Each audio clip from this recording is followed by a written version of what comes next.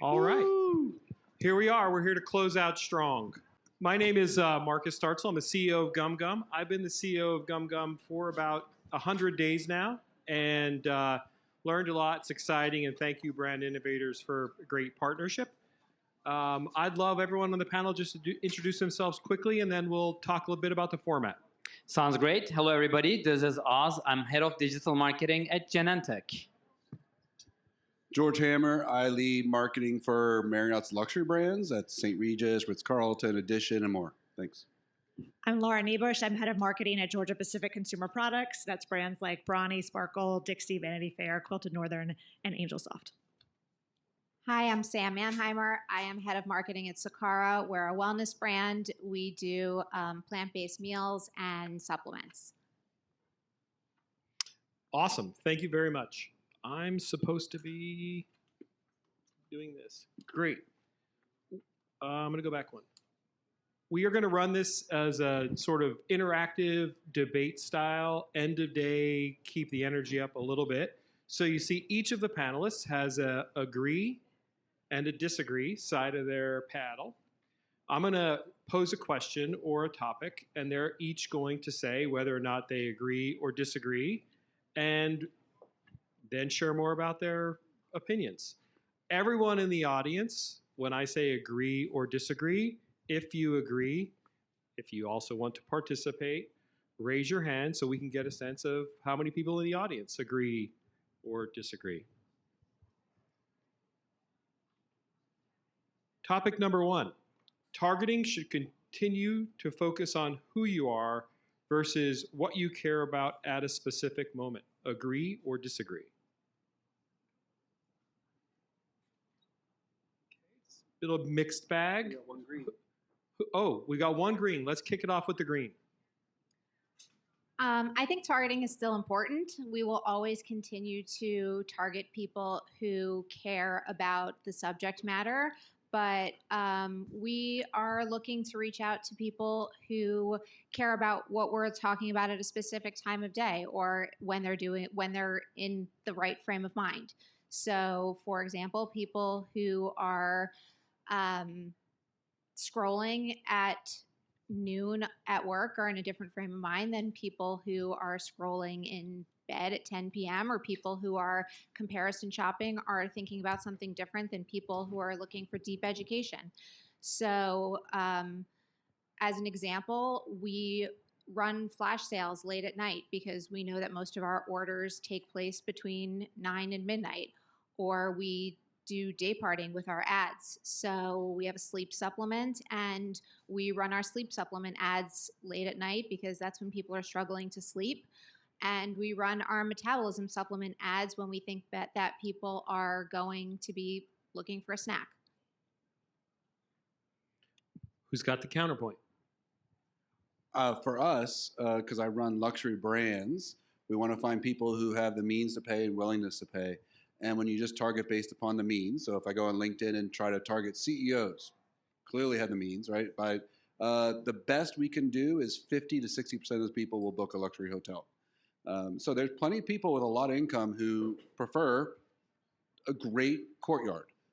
So I think it's a tactic you can use, but we have to do more. So we've expanded beyond just who they are to get more efficient.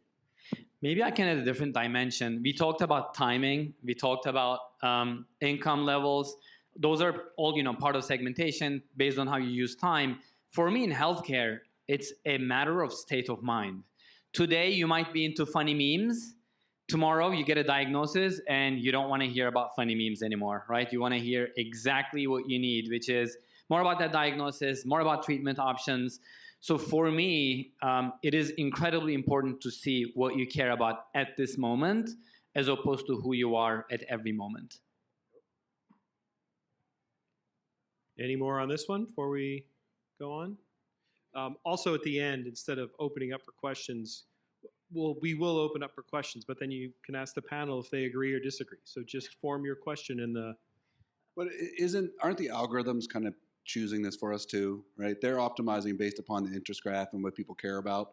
So essentially, if the more and more of our brand impressions become algorithmically decided for us, it is almost like a moot question in my mind. So, wait, are you saying we should target people or we should not No, I'm target? saying the algorithms are choosing based upon what people care about and the interest more so than who they are. Yeah, so you're saying like more and more, what's going to happen is we're going to let the algorithms decide who gets what message as opposed to us saying, do it based on this or do it based on that. Yeah, absolutely. All right, let's go to the next one. I'm sure there hasn't been anyone that's spoken about artificial intelligence today yet, but we'll give it a shot. AI is shaping the future of advertising more than human creativity. And we should draw the line on how much humans really matter in the process. Agree or disagree? So looks like most humans are voting on the human side.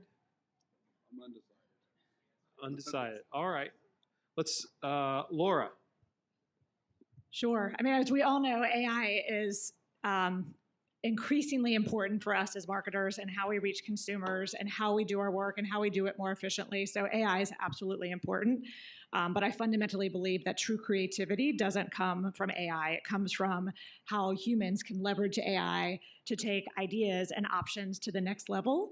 Because I do believe AI starts to kind of move us more towards the mean and is going to start to spit out what it knows versus creativity is about creating something that's unknown.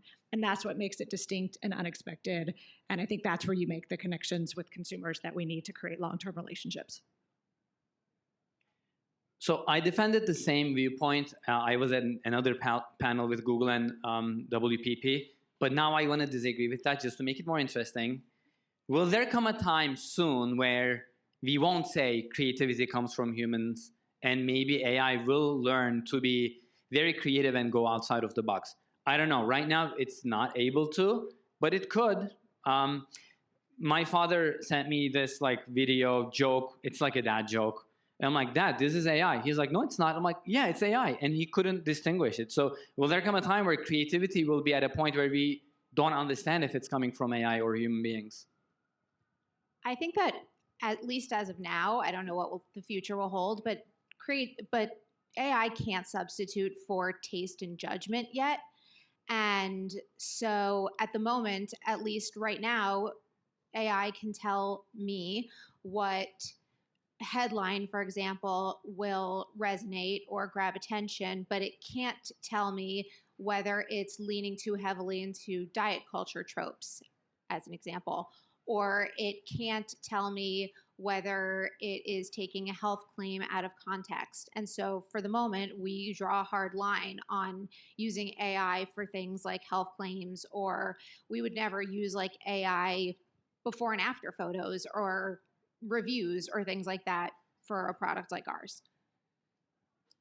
I'm a little more risk tolerant, I guess, in my industry, luckily. But I think even today, I'll just two examples of how we're using it. One is an agency wasn't getting the brand voice for new brand we're launching, and I just put into our AI, we want to launch a new hotel brand.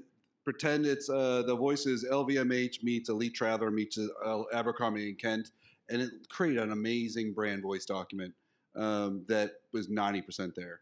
And so, that's not bad. And then I said, we're going to a B2B conference like this. I want to tell everyone about our number of hotels, why they're special. And after about 5 different iterations of prompts, it was amazing. The script was good. And so I just feel like we hear too much about that it's not there yet. And I think we should just give it a chance. All right, let's move next. What's next? In 2026, attention will be cemented as a true media currency. Agree or disagree? George? I don't want to always be the one talking, so let other. I guess it depends on your company. For us, we can buy a bunch of eyeballs and attention, but if they don't take an action, it doesn't change their mind, it doesn't matter. So for us, we're in the business of desire we talk about, which is how much do people really desire your brands and talk about the brands and share the brands. I much rather make our brands shares or saves more important for me, especially in the travel planning process. In social, people save places they want to go to. And so that action for me is more important. I'd rather buy that than just attention. How do you determine the difference between desire and attention? Yeah, it would be tough to unpack. I mean, you'd have to do some correlative analysis to figure out if attention's correlated to it or not. But my bet is I'd rather pick the one that's down a little more direct. Like I know if they're saving it, they intend to, they desire to go there. They may not be able to afford to go there, but they desire to go there. Just one more follow-up. So you're comparing attention to action. This is the hot seat. But what about an ad to attention? I mean, right now, there's a lot of ads being spread out there that you have no idea if someone's paying attention, let alone desire. That's a good point. Anyone else? Yeah. I mean, I was just going to say, I disagree for a different reason. I think the concept as intention is good because I agree. There's a lot of noise. There's a lot of content out there, and you want content that people are going to watch and engage with, ideally so they can take an action. But I don't think we can call it a currency because there's not one clear definition. There's not one clear way to measure. There's still a lot that needs to happen before I think we can say this is a true currency that I can get my company to buy into as a metric that's telling them whether consumers are paying more attention and if that's leading to sales at the end of the day. So I see this as a two-step, and I agree with the second step. I think there's a step below that because when you see people scrolling through their phones, I sometimes look at myself, but others, it goes so fast. I'm like, how are you going through 100 posts in 5 seconds? And then your brain chooses to stop somewhere. That's attention, right? And you do that within less than a second. And for me, of course, the meaningful action is important. But before that, there's a step, which is I need to catch your attention. I need for you to stop for a second, stop your thumb, and be like, okay, you have my attention. You can say, okay, actually, not really. You can scroll back. Or you could say, I'm going to take a meaningful action now. For you, it's a place that you save. For me, it's I'm going to go to the website. I'm going to download a doctor discussion guide because I'm going to talk to my physician about what I learned. So that's the reason why I agreed. I think attention is going to be crucial, especially with AI creating so much crap. We have to differentiate. Yeah, I think that's one of the things that AI has created so many things. And also I think that things like time on page and how long, like watched videos and things like that will become more important metrics as third-party cookies are being deprecated and cross-app tracking is going away, because I think that those are signals that we'll have to lean into as the ability to follow someone's journey across will be harder to do. Thank you. Next question. In 2026, streaming TV will be the most important environment for brands to prioritize, even more important than social search or retail media.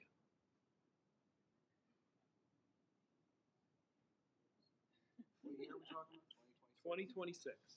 Laura, you want to kick this one off? Sure. I would say one, I think it's hard to say any one tactic is the most important thing to focus on because it totally comes down to your consumer and your brand objective and what you're trying to achieve. So you have to think about this holistically and how all these different channels work together and reaching your consumer and delivering that message. I would also say for us, CTV, we're actually reducing investment in CTV versus some of our alternatives. We have not found it to be as successful as linear. And so instead, we're shifting more of our dollars into other digital channels. So where we're seeing a lot of effectiveness is obviously social, but then also streaming audio. So those are places where we're doubling down. We're seeing great results and a better way to connect and tell our stories with consumers. Just quick follow-up. Are you seeing it's less effective because of a MMM model you employ, or how at a high level, how are you? Yes, we would say at the end of the day from just overall effectiveness, but then also ROI from an MMM standpoint. So I have the exact opposite situation where we moved with lots of fights, lots of the linear TV dollars to CTV, and linear TV was not giving us good ROI for many, many years. But you still see all the pharma companies being on linear because of just habits. And CTV is giving us a lot of good ROI. Even with that, I disagreed with this because the biggest growth I'm seeing for us is social and audio.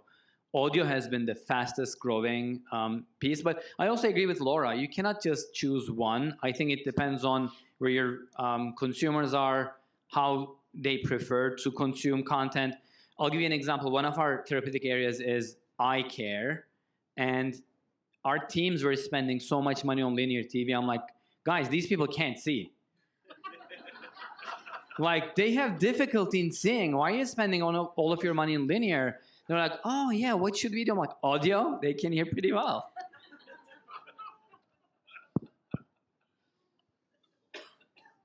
That seems pretty obvious.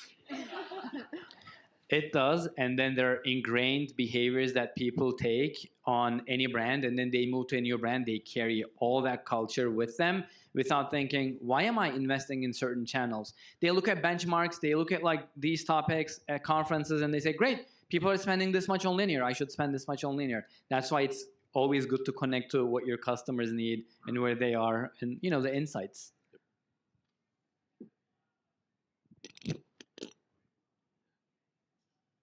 No pun intended. Yeah. What's over? Marketers are done. Oh gosh. Marketers are done juggling bloated MarTech stacks, and consolidation will unlock creativity and performance. Agree or disagree? Who wants to start up?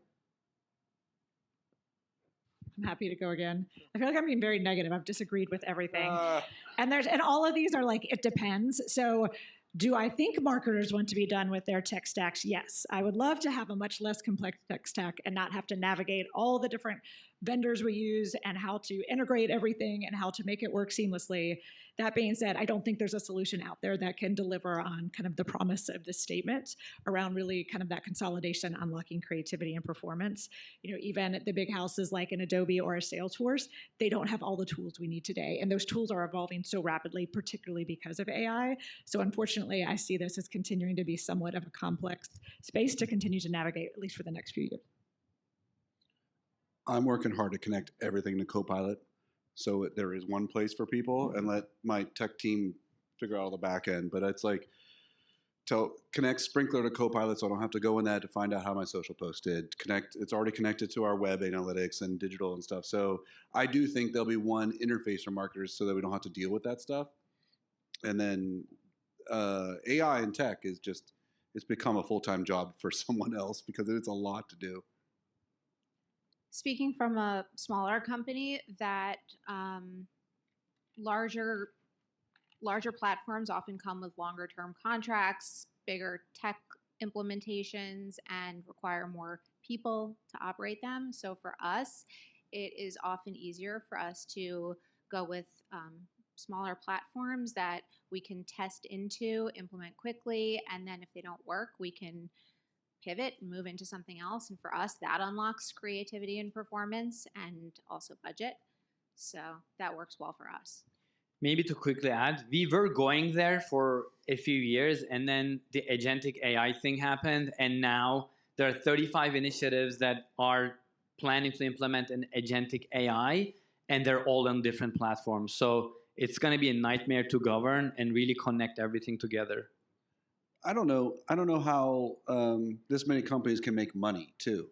Like literally, we were talking on LinkedIn. 100 of these companies reach out to me every day. I'm not going to answer any of them because who has time to answer these, right? So, like, Sorry, everyone. They're literally here to meet just with George. call him. They're loves literally it. Like you only have time for relationships these days. And so like you have to know someone and be connected, and like it's all about relationships. So I just don't know how this many companies can exist. So I feel like it's going to have to streamline down. It's all about one-to-one relationships and connections, and that's the future. I think what you're saying is it's not only disagree with consolidation, but it's going to get even worse because now there's going to be 17 different agents talking to 14 different systems, right? Yes, and what I have been seeing is, so I tried to govern this, right? And I had visibility into all the ideas that people have.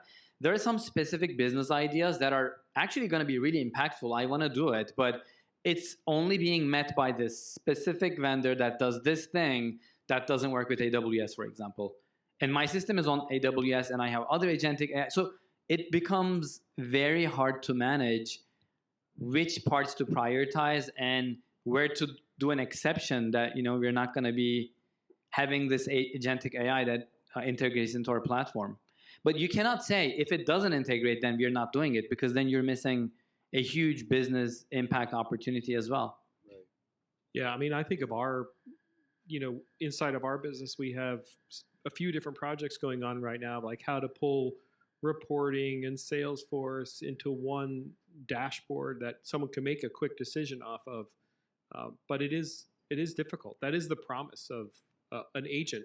Like, the agent does work for you, not have to work with multiple agents. That's super interesting. Last question. Retail media, social, streaming, traditional media are converging, and the old way of treating them as separate channels is over. Agree or disagree?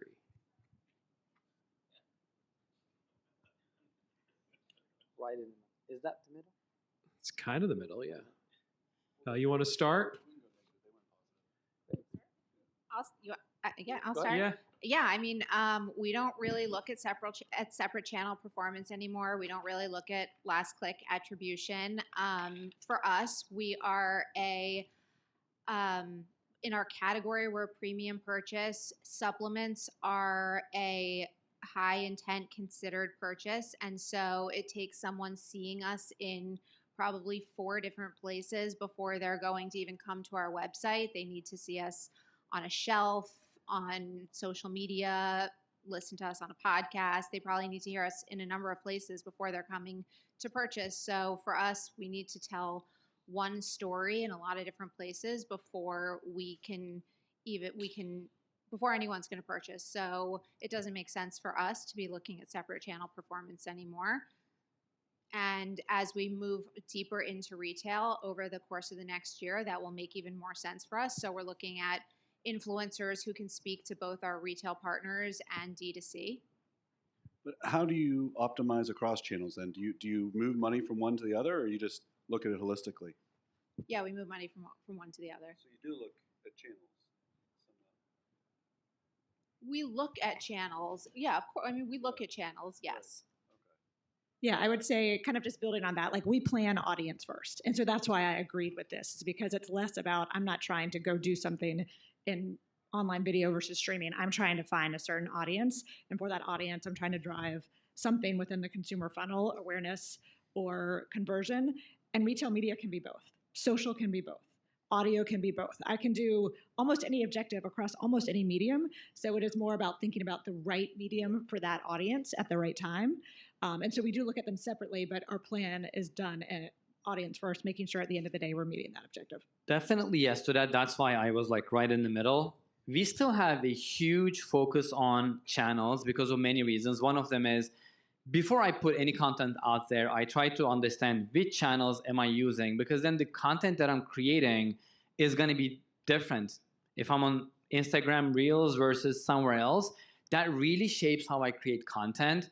And then I do look at in-channel performance, because there are times where we don't have to optimize the whole ecosystem, but I have to optimize either the targeting or the budgets or the content that I use in that specific channel. That's why, like, I'm right in the middle. Sure, holistic experience matters a lot. You don't want to be saying different things from different channels, but I am still, and my team is still looking at how each channel performs really closely. Exactly. Agree. Agree with him, disagree with the statement. Samantha, Laura, George, Oz, thank you very much for the great discussion. Thank you. Thank you.